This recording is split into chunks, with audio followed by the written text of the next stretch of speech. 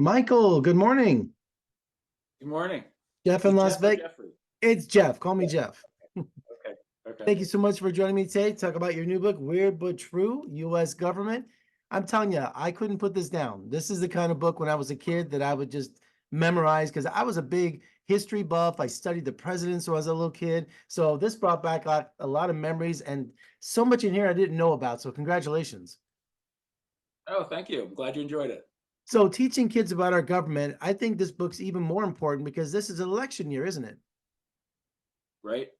Very And big election year. Yes. a big election year. And it's not an easy system to understand, is it? So what were the challenges in teaching kids how our election system works?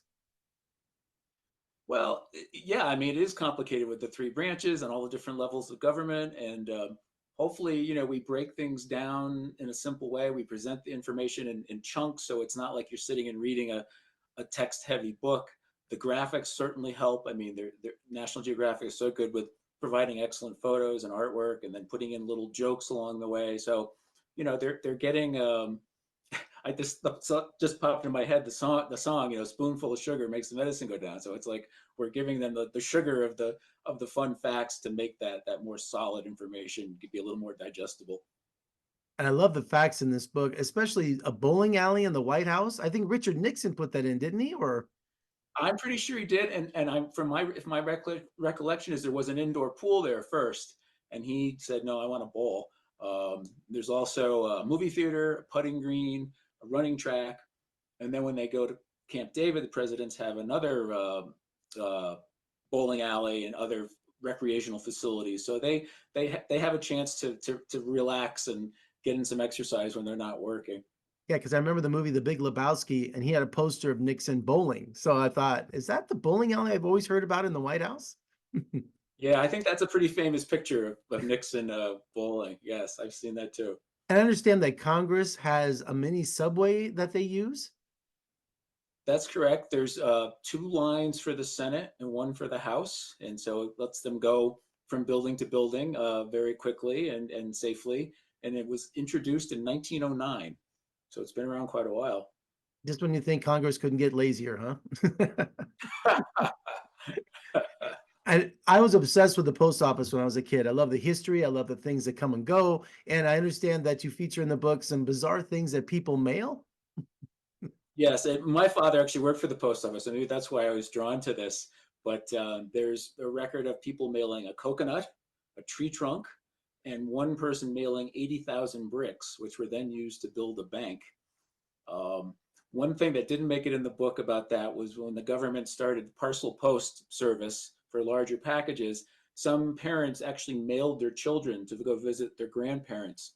And after a few incidences of that, the government said, "No, you can't mail people." Make sure you sign for that, right?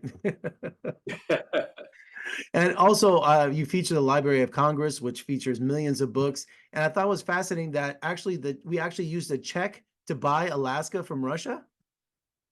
Right, right. I think it was $7 million, to give or take a few dollars, and that check is in the Library of Congress, Do we have to use along two with forms of ID? many. What's that? We had to use two forms of ID, Michael. The library also has the world's largest comic book collection. I thought that was kind of interesting. Really? So you think Superman's over there and Batman, all those first issues that are worth I millions? I'm betting Superman #1 is in there. Yeah, No yeah, part of that way. collection. That's so cool. Well, my best friend and my roommate is 100% Navajo. He's on the reservation right now visiting family in New Mexico. So I understand there's some interesting facts about the Navajo Nation and being in America. Well, this applies for all the tribal governments. There's almost 600 federally recognized tribes right now, and if you're a member of one of those recognized tribes, you are a citizen of that nation. You're also a citizen of the United States. So they have an automatic dual citizenship that most of us do not have. And of course, when they're of age, they can vote for the tribal leaders, tribal government, and then for the U.S. government as well.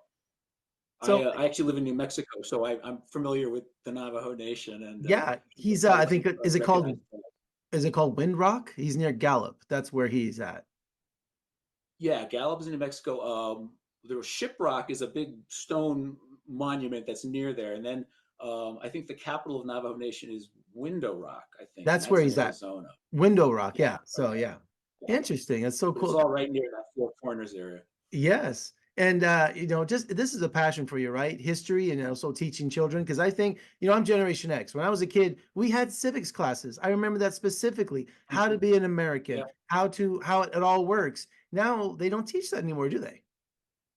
I don't, certainly not at for the lower grades. Maybe in high school you get some of it, but I don't know to what extent.